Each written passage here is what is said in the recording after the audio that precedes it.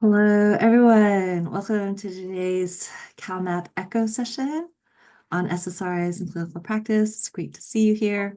I know our days are super busy. We've got a lot going on, and I'm always impressed when people can actually make it to a lunchtime meeting. So as you're coming in, please go ahead and type into the chat your name, what organization you're part of, and what county that you practice in, like where you actually see patients, just so we get a sense of who's here in our virtual room together and where you're coming from. So for those of you who don't know me already, I'm Joanne Jung. I'm a general pediatrician. I practice at UCSF in San Francisco. And even though I live in Oakland and do some work here as well. Great, thanks for going and dropping your names and all of this into the chat. And for those of you who don't know, like some of our other hub staff, I don't know if we've done this yet. We also have Dr. Eileen Wang, who is a child and adolescent psychiatrist. There, also part of our hub team. Dr. Ryan Rampersaud, who I'm going to introduce a little bit more fully in just a minute, who's going to be our speaker for today.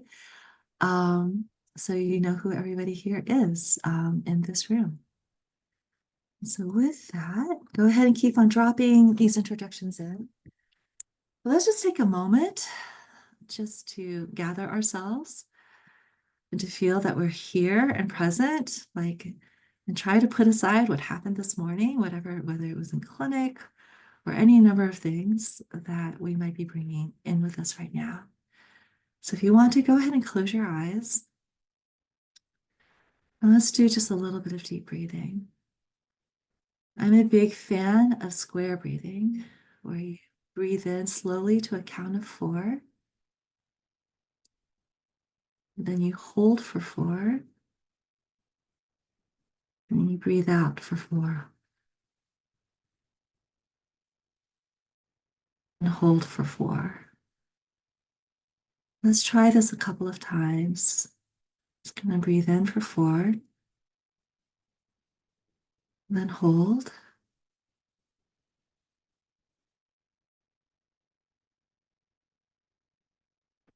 Let's try this a few times on our own.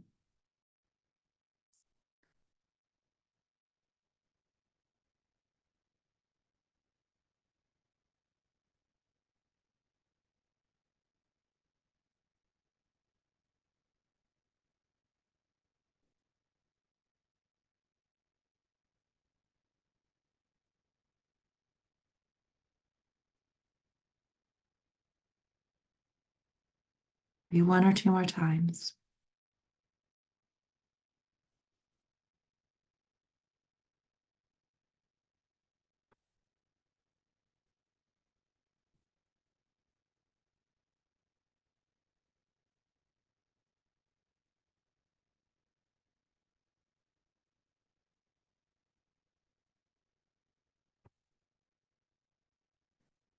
Well, you can stretch a little bit, open your eyes, just gather ourselves back here. For those of you who came in as we were doing a little bit of breathing and grounding together, welcome. We're very glad that you're here. Let's go ahead and move on to the next slide, please. Just a couple of quick announcements. We are CalMap now, for those of you who use us in our old name CAP. And we do offer this warm line consultation service, and that's probably the best way to get just personalized guidance when you have patient care questions and you want to get almost immediate help. It's almost real time. There's our phone number, and you can also go onto our website and place that consult request online. Webinar recordings are available on demand. And if you answer the quiz questions afterwards, you're eligible for CME and MOC Part 2 credit. We don't do that for Echo because the participation part here is so important. So Echoes are live only. With that, let's go ahead and move on to the next page. First, next slide. These are our disclosures. There are no relevant financial disclosures, but we do get federal and state funding. This is a quick word on our sources, including HRSA, the California Department of Healthcare Services. And with that, I would like to introduce our speaker for today. We're really lucky to have with us Dr. Ryan Rampersaud, who is a child and adolescent psychiatrist in the Division of Child and Adolescent Psychiatry at UCSF. He also serves as a psychiatric consultant for us here at CalMap. Dr. Rampersaud completed his MD and PhD in microbiology and immunology at Columbia University and his psychiatry residency and child and adolescent fellowship here at UCSF. His research program focuses on the role of the gut microbiome and the development of psychiatric disorders, including mood disorders, and understanding the biological mechanisms by which early life adversity may affect physical and mental health. One thing I forgot to mention is that the second part of our time together, of course, focuses on a case discussion. If you've got questions about our topic for today, which is SSRIs and use of SSRIs in children and youth, please let me know if you got a case to share. I think after Dr. Rampersaud finishes his talk. And with that, I'll hand the virtual mic over. Great. Thank you, Joanne. So really excited to be here with everybody. So like we said, the topic of the webinar today, or the echo today, is SSRIs in clinical practice, and really want to make sure that this is useful and that we come away with some useful tidbits for how we put this into practice when you go and see your patients, maybe even today, if we're feeling particularly courageous. So goals for today, right? To describe 3 commonly used SSRIs, including their initial dosing and target dosing. Want you to be able to come away with an understanding of the risks of SSRI use, including common side effects, risks of activation, suicidal ideation, and some pearls for how to talk to patients and families about anticipated benefits, risks, and side effects. And I just put a little asterisk on this last one because really a big part of what we do, that's what I say I do all the time, which is I provide you with the relevant information as much as I can to help you make informed decisions, right? To help my patients make informed decisions. And I think this last piece is really, really critical. And so hopefully you will leave here today with a little bit of a better grasp on how to talk about this with your patients. So just a little bit of mechanism, because I can't help myself.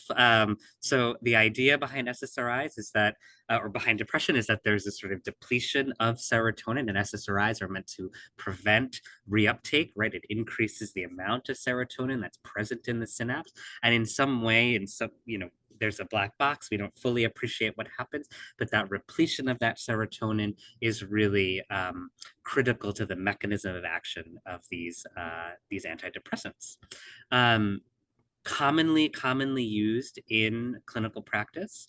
And while only a few SSRIs are FDA approved for pediatric indications, just want to make the point that the lack of FDA approval is really related to a lack of sufficient testing in randomized controlled trials rather than demonstrable differences in the efficacy of antidepressant agents. So, and we'll talk about this and again, and I'll make that point again in a minute, is that there's no real difference in the efficacy. So you have a huge armory available to you to help you deal with the issues that your patients are facing with regards to their mental health conditions. And SSRIs can be used to treat both depressive and anxiety symptoms. And so again, we're using them across a variety of psychiatric indications because this underlying serotonin hypothesis seems to underlie some of the pathophysiology of these diseases. So let's just talk about some general guidelines. Like I said, efficacy is similar. So if it's all the same to you, how do you make a decision about which one you're going to pick? Well, here's the thing. Couple of guiding principles. Number one, past response history. If you have a kid who's been on something before, a good go-to, right? They've tried it. If they didn't have a lot of side effects, it seemed to have some good efficacy. Stick with it. There's no reason to change it up. Side effect profiles. We'll talk a little bit about this. There are some medications that maybe are a little bit better in terms of side effect profiles, some that are more prone to activation or more prone to sedation. That can help you make a decision based on what the patient's current symptoms are. And then coexisting medical conditions. I have had lots of medically complex kids, and I have a specific choice in mind based on the pharmacokinetic and pharmacodynamic profile of that medication. And we'll talk about specifically what that is. But the other piece that's not listed here that I also want to make mention of is that you may have one that you feel comfortable with. I like Prozac. I actually tend to start with Prozac a lot. And if that's where you're starting with, if that's your starting point because you feel comfortable, you know how it works, you know what the dosing is, there's no reason not to start with something that feels comfortable. Early treatment is really critical. And if we can get a kid started and it feels comfortable to you, I think that is really, really important. Um, Another big thing that comes up, when do I change the dose? I'm just not quite sure. 3 to 6 weeks between therapeutic dose and symptom improvement is a good general guideline. You'll usually see some response by 4 weeks. I also bring this up because everybody wants a magic bullet. I need relief and I need it now. And so part of our task with our patients is helping them build the capacity of delayed gratification and being able to sort of hold the discomfort of I'm in pain and I want something to change, and setting that expectation right up front really reduces a lot of anxiety for people. Um, when do I know if it hasn't worked? Right? Question mark. I'm often scratching my head thinking, is this working? Is it not working? When's the time to make a switch? If you don't see an improvement after 8 weeks at an adequate dose, underlined adequate dose here, then you can switch to another antidepressant. Or if you've got some partial response, meaning I feel a little bit better, doc, but I don't feel like 1,000% better. I'm not back to what I looked like before I had this depression or before the anxiety was present, then you could consider augmenting with another agent. And we can talk a little bit about that. Maybe that'll come up in conversation. But I want to come back to that underlined piece, which is adequate dose. Remember, you're giving at least 3 to 6 weeks before you make a dose change. And we tend to start at the lowest possible dose and go up in a cautious way, right? Depending on the circumstances of the patient that's in front of you. And so when we say 8 weeks an adequate dose, it could take us several weeks to months to actually reach that. I know that this is wholly unsatisfying. It's unsatisfying for me at times too, but we have to be able to sort of set expectations with our patients that this is going to be a bit of a slow process, but I'm going to be there with you every step of the way. I'll give you all the information, and I'm always keeping track. And we're going to talk about how we keep track in the next couple of slides, in order to make informed decisions. Because what I really want to do for you is give you the best possible care in an evidence science backed kind of way. Um, just an interesting note is that SSRIs tend to show greater benefit for anxiety disorders than depression, especially in younger children. And I use that with some of my families, which is if I have a kid who has really significant depression, it's getting in the way of something, I will say, you know what, there's really fantastic evidence that this is really successful in treating anxiety. We may want to consider that. And we're going to talk in a second about when that may come up, right? How do we make the decision point? Just a couple of definitions, right? Response. And the definitions here really are focused on time frames. So keep this in mind, right? When you're trying to think about where am I at in the course of my treatment with my patient. Response is no significant symptoms or a significant reduction in symptoms after about 2 weeks, for at least 2 weeks, excuse me. Remission is a period of at least 2 weeks, but less than 2 months of no symptoms. Recovery, no symptoms for 2 months. Relapse, which is an episode during the period of remission, so after that 2 month period. Asterisk here is that relapses happen and life happens, and we have to tell our patients and remind them that this may happen, but it doesn't mean that it hasn't worked, and it doesn't mean it won't work again, right? And then recurrence, right, is emergence of symptoms during the period of recovery. And so just keep those things in mind just to sort of orient yourself and maybe your patients as to where you are. When we think about phases, we like to think about 3 phases. That acute phase, the goal in that phase is to just really achieve a response and get to full symptomatic remission. In the context of treating people with a psychiatric disorder, right? Time is brain matter, as I like to say.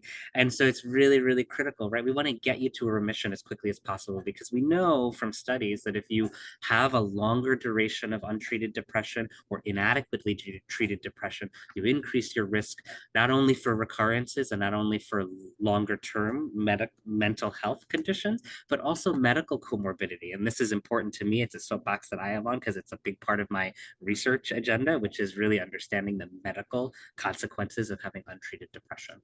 And so acute phase, we're really thinking about achieving remission. Continuation, we want to put in put in place supports for our patients so that we consolidate that response and prevent relapses. And that includes not only pharmacological things, but non-pharmacological interventions. And then after we get through that continuation piece, we're in that maintenance phase. We're thinking about avoiding a recurrence. We've achieved a recovery, right? We've been free for 2 months, and we want to prevent new episodes from occurring. And again, that's really critical from the pathophysiology perspective, because the fewer relapses that you can have, recurrences, excuse me, that you can have for fewer new episodes, the better off you're going to be longer term.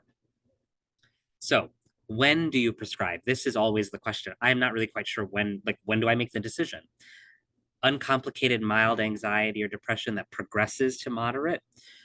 If the kid has significant impairment, I say, if you can't take care of your body or the very few things that you're supposed to do as a kid, which is bathe yourself, feed yourself, or go to school, those are the 3 things. If you can't do those 3 things, then we need to start thinking about it. Maybe you started therapy because you thought, well, this was a mild case. Let's do a therapy before we escalate to a medication. They tried it and they had a good round of an evidence-based therapy and they haven't changed, right? Or they progressed. Then we're thinking, mom and dad, let's start thinking about moving to the next level. Everybody has to be in agreement. So parent and patient both have to agree after you've educated them that this is the next step for us. We think it's important. Knowing the patient and being able to monitor. Again, I think about this one a lot because if I don't know this patient, if they're new to me, I don't know how well the parents can keep track or how reliable they are, then it may not be the right time to start. And so this is about your internal comfort with who you're seeing. And it might take a couple of visits before you feel comfortable to be able to do things. And that sort of reaches into that last point, which is able to consult and collaborate. Somebody once taught me in training, never worry alone. And I take that into my interactions with parents. We're all partnering together. I cannot hold the brunt of this. So unless we can consult and collaborate together and also consult and collaborate with a provider. So now you have us at CalMap, give us a call anytime we want to talk about these cases with you. That's also critical. It is potentially a time for you to prescribe in primary care. A couple of studies that have demonstrated, I won't even go into the details really, but just to say that the TADS and the Tordia study really told us that a combination of therapy and medication are really the best thing for anxiety as well as depression. And you can sort of look these up on your own because I want to give us some real practical tidbits. Here is a table. I still pull this out regularly, despite the fact that I've prescribed any number of SSRIs at this point. And so it's just a little bit of a kind of guideline. It's a cheat sheet essentially, and it kind of sort of just tells me about all the common ones that I might use. The half-life. The one thing that I want to make mention really quickly, a couple of tidbits, but this will be available for you, right? We like Prozac, and I tend towards Prozac because it has the longest half-life. Why is that important? Listen, I can hardly keep track of my day, let alone mom and dad with 2 kids, one who has to keep track of medication. So if you miss a dose, not the end of the world. Right. And so I tend to like that. The one thing to note is that it might be more activating for some people. So if you have a kid who I sort of think of as the presentation of depression where they're just kind of a lump, they can't really get out and do things, they're just sort of low energy, something like Prozac might actually be really great. The great thing about Prozac is because of that long half-life, if you just stop it, you don't really need to taper off of it because it auto tapers, right? Because it's got that long half-life. It does have a high level of drug-drug interactions. I'm going to make a note about sertraline or Zoloft. I want to note that it's not there is no FDA indication for depression, but we use it often. So we're using things off-label, but their efficacy is there. So I want people to feel comfortable using those things. It may be a little bit more sedating. So if you've got a kid who's a little bit more anxious, or maybe, sort of runs in that kind of vein, then sertraline might be a good option for you. And you could potentially dose it at bedtime, especially if they're having some sleep difficulties. Luvox is not one that we tend to use in the United States, so I won't talk about it so much. Escitalopram and citalopram. So we had talked about, what if you have a kid who's medically complex? I've had lots of kids who have epilepsy disorders. Thinking about which medication to use with those kids, citalopram and escitalopram tend to be great choices because they have lower drug-drug interactions. And so this will be available to you so that you can take a look at your own measure. But a couple of tidbits there in terms of things to think about. And then put an asterisk here. Escitalopram tends to have less sexual side effects. We don't think about this so much, but in our older kids, it might actually be something that we need to really start to consider as we think about which medications to choose. Before you start a medication, we always want to tell people, educate them, get consent from the guardian, assent from the youth, talk about a safety plan, and talk about a plan for schedule of visits. We have to talk about, I already said this about consent, a little bit about side effects. So what do I tell people to expect? There are early side effects and late side effects. Early side effects tend to be really things that aren't such a big deal. GI stuff, headache stuff, maybe a little bit of appetite change or sleep disturbance. What do I do if someone says that they're having these things? My go-to is if they're mild and they're not bothering you, they tend to go away pretty quickly. I also set expectation that I have started at a low dose with you and I'm moving very slowly, and that tends to limit the effects of, limit the incidence of side effects. Now, I think going low and slow is always a great strategy. And then I also think that I'm helping people by setting expectation, putting in their minds that we're really being mindful and thoughtful about this. And I actually think that that does help with side effects. Some other things like sexual side effects, some activation, which we'll talk about, which is that sort of disinhibition. The kid kind of gets really agitated and irritable. Platelet dysfunction is also a rare thing, but if it does come up, maybe you're getting a kid who has lots of nosebleeds, you might want to check some labs. If it's not a huge issue, or if it's happening very infrequently, you might, and they're having a response, continue on. But you can't always discontinue, and it does go away. And I've had cases of platelet dysfunction where we discontinued, we tried something else and it went away. Schedule of visits. So again, take this with a grain of salt because it has to fit in with the way that your practice looks. But within the first month, we want to be thinking about monitoring weekly. That doesn't have to be an in-person visit. If you've got a partner and a parent, a phone call, a MyChart message, whatever it is, just as a check-in. Start low on your medication. And if they're not having side effects within that first month, then you can start to space things out. In that second month, we're thinking about it every other week, if at all possible. And then really by the third month, we're into sort of a monthly kind of visit situation. Again, if you've got a good parent partner, if you feel comfortable about that family, you have to be able to space that out because it has to fit within what is realistic for your practice. And I don't see everybody every week, right? I doesn't sometimes fit. And if I have a good parent where they can keep me in the loop and I feel good about it, then I'm spacing appointments out a little bit more. Want to talk a little bit about a serious side effect, which is serotonin syndrome. I say serious because it's rare. It only happens at really high doses. And maybe if you're taking it in conjunction with a highly serotonergic agent, like for example, tramadol, but you want to make people aware of it. And it looks pretty significant. You get clonus, agitation and diaphoresis, tremor, hyperreflexia, elevated body temperature. If you're seeing any of these things, you want to tell your family, listen, get to the emergency room. Let's just get it checked out. But again, rare, right? It's not really that significant in terms of its incidence versus neuroleptic malignant syndrome, which is what you see with an antipsychotic. In terms of the time frame, right? Serotonin syndrome is going to happen pretty quickly within a dose change. So if you went up and the person was taking a super high dose and they had some other highly serotonergic agent, you're going to see that change within 24 hours. That neuroleptic malignant syndrome tends to happen within days to weeks. And so thinking about that time frame, telling your families this is not happening, in a really frequent way, but it's something you have to monitor, especially if they're taking other medications that might be interacting. We do always have to tell our patients and their families about this SSRI black box warning. So in 2004, they reviewed these 24 studies. They found an increase in suicidal ideation or self-injurious behavior in 3.8% of patients on meds versus 2.2% on placebo. I give you the placebo percent rate only to demonstrate the high level of suicidal ideation and self-injurious behavior in this population. So it's really important to just have that information. What is also critical is to say that it wasn't an actual increase in suicides that were completed, right? And in a number of the studies, 17 out of 24 of the studies, there actually wasn't any worsening or new suicidal ideation, which means that only a handful of those studies were driving the findings, right? Because they compiled them all together. It's not to say that it's not something that can't happen, but I also just want to make sure that we don't overblow the incidence of it, because we have powerful tools within our armory in terms of SSRIs, and we want to use them when it's appropriate and when we feel comfortable.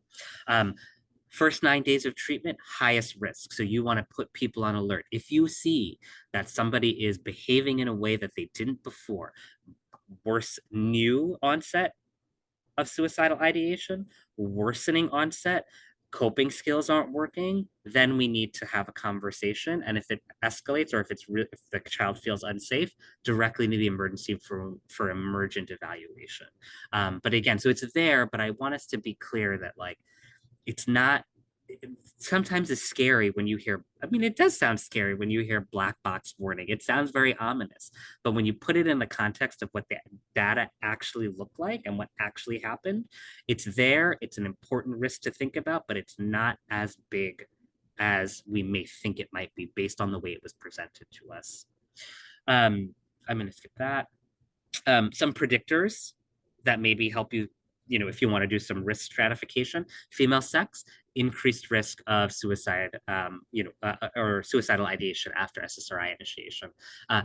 Depression is an indication for SSRI use. Yes. So that also reflects sort of the natural history of depression and how suicidal ideation sort of comes and goes. And it's something we have to kind of sit with sometimes that sort of feels icky, even to me still. Previous suicidality and previous self-harm. I don't think I have to tell you these things. You guys were probably already using these as predictors to help you make decisions, but it's nice to see it in print in a real study. Let's skip that. I want to talk one thing about activation. So activation is something that might come up. It presents as irritability, akathisia, which I call ants in the pants, can't sit still, really uncomfortable, like restlessness kind of thing, disinhibition, manic appearing symptoms, and maybe self-harm. One thing that you want to do is assess adherence, because the question is it activation, or is this kid not taking the medication that I prescribed that is actually present to help them with the thing that they're dealing with? If in fact adherence is good, you can consider decreasing the dose or switching to another SSRI. Beta blockers are also potential for akathisia, but really getting a good history, asking whether or not the medication is really being used. Am I adequately treating the depressive symptoms? And is the presence of these symptoms different than what I had when I started? Or is it just a presentation of what was already there, indicating that maybe I need to go a little bit higher on my dose? Maybe we aren't adequately treated. And it's not a science, it is an art, but more information is always helpful. And I always say, I don't have to make a decision today. I can always wait until I have another appointment and gather more data. More data points are always make me feel more comfortable about making a decision about what to do. Question that we always get. Wait, did I cause my patient to have bipolar disorder? A couple of tidbits to help you make a distinction about whether or not it's there. Behavioral activation tends to happen very quickly after a dose increase. Bipolar switching tends to happen later in a treatment. If you decide to discontinue your dose, the medication, the activation is gone, but with bipolar switching, you've already moved them into a manic phase, so it doesn't disappear.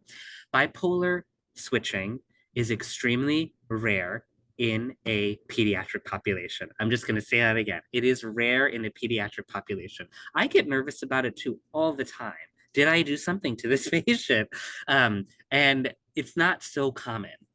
If it, in fact, if it's happening later, if you're not sure, if you've discontinued the dose, if you're not seeing a change, then refer for psychiatric evaluation, because then we need to sort of like think about other medications. And that's where specialty care comes in. Really quickly, because I see we're coming up on time and I want to give us lots of time to talk about things. Talking with parents.